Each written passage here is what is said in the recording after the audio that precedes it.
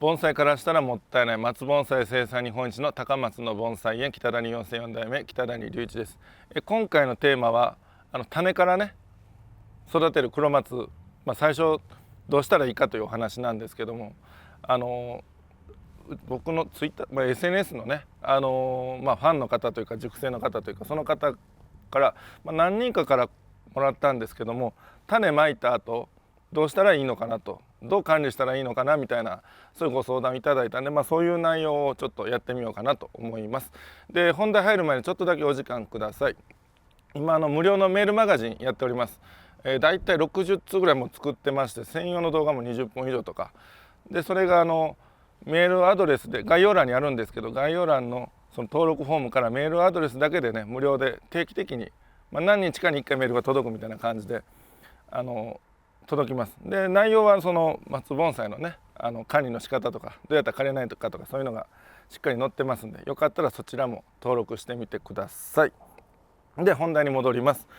種まいてまずね、どう管理していったらいいかということなんですけども、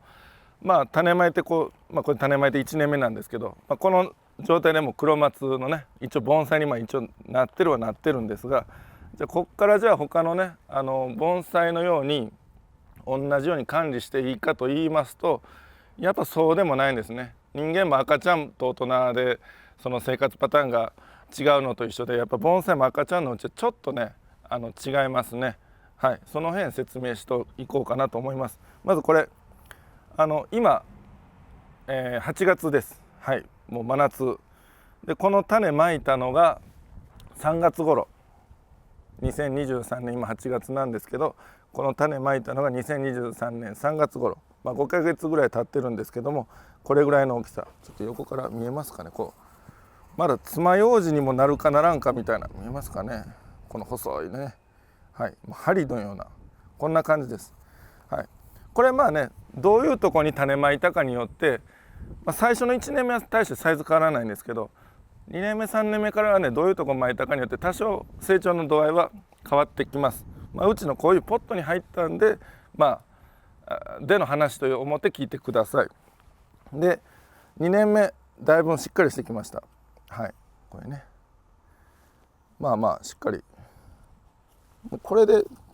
爪楊枝よりちょっと太いか爪楊枝ぐらいかというとこですね。このポットでですけど、はい。で3年目になると、もうさっきから食卓にあるもんばっかり例えますけど、お箸ぐらいになってきたかなみたいな、鉛筆までまだかな。でここの3年目に至るまでは道中のこのねポットによってちょっと変わってきます。元気のええ子だったら3年目でももっとビュッといく子もいると思います。で、小さいポットに植えてたら3年目でももっと細いひょろひょろっとしたようにもなる場合もあると思います。はい、で、本題に戻りますと、この種まいてからしばらくどう管理するかに戻りますけども、まずこの種まいて初年度はもうただただ水だけでいいかなと思います。肥料も3月に種まいて秋に肥料やるかなやらないかなってやったとしてもちょっとでいいと思いますね。あんまり無理して肥料やったらそれで枯れるんじゃないかなと。で、こういうポットに種まいたら、これ木に、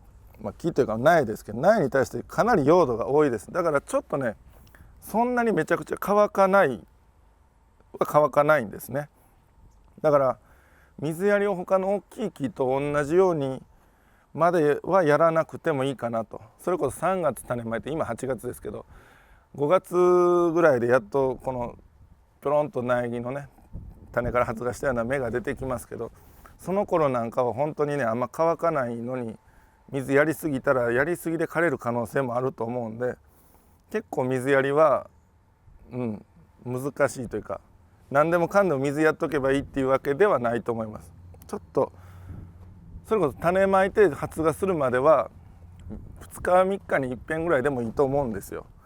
はい、だから小さいうちはあんまり水もやりすぎないように。で1年経ったらね強いんで、これだったら春秋に肥料、軽くやってもいいかなぐらいですね。これでもやってないなまだ、やるにしても2年目の秋とかかなぐらいです。でここに至るまでは作業らしい作業はしない方がいいですね。どういう盆栽を作るかっていうによるんですけども、赤ちゃんみたいな苗木だからといって室内に入れるとか日陰に置くとかそういうのもまた逆によろしくないです。もうこういう赤ちゃんでも一応ね、今すごい猛暑の中撮影してますけども、案外うちでももうそのガンガンに炎天下置いてますけど、それで水が足りなくなったら枯れるのは枯れるんですが、そうだな、でもそうですね、今思い返しますと猛暑でちょっと焼けるというかねがないことはなかったんで、あんまり日当たりも暑い時期はねあんまり日当たり良すぎんでもいいかもしれないですね。とはいえ室内はダメです。もう苗木だろうとなんだろう室内はやめときましょう。外は外でも遮光するとかちょっと日当たり悪いぐらいがここぐらいまでかなという感じしますね。でこっから先のね3年目ぐらいになったらもうずっと太陽も当たりっぱなし、肥料もやってもいいし水もほどほどにやってもいいかなと。でここら辺でやっとね作業入りやすいですね。これぐらい太ったら針金巻いてぐにゃっとこう曲を癖をね曲げる作業もしてもいいですし、作業が始まるのはこの辺から先、小さい子の間のこの辺りはもうただただ水管理だけでいいと思います。せいぜいこの最後の方で肥料ちょっとわかりますかね。だいたいもう要はもう最初のうちはもう変なことせずに水やりだけ気をつけて育てて、ある程度大きくなったらじゃあ肥料やろうかとか曲げようかとか何か違う種類の芽をね継ごうかとかがこっから先ぐらいですね。そんな感じに思っていただけたら。後ろにちらちら映ってたと思うんですけど、これね一つの鉢にバラバラっと種何ぼか巻いていっぱいね芽が出たんですけど、苗になってるんですけど、これも1年目ですね。これが2年目になるとこうなってね、寄せ植えとして結構可愛い感じになりそうな、こんなんもでこういうんだったらもうしばらくほっといた方がいいかなと。3年目4年目でちょっと針金かけてもいいかなぐらいな感じです。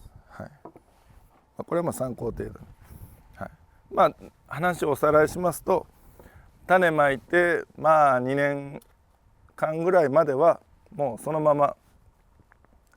水だけで変な作業はせずに、で2年半か3年目ぐらいからは太らすとかねひょろひょろっとしたの作るとかいろんなその自分の作りたいものを想像しながらそういう作業に入っていくと、そんな感じで覚えていただけたらなと思います。もう一回言いますけど、これポッとこういうのに植えた状態でのこの年数なので、この植えた先の具合によっては3年目4年目でもまだまだひょろっとしてる子だったりとか、もっと太くごっつくなる場合もあるんで、それはもうとりあえずこういう状態での話というんで今回聞いていただけたらなと思います。じゃあ本日は以上です。盆栽からしたらもったいない北谷4004代目北谷隆一でした。チャンネル登録高評価メールマガジンもよろしくお願いします。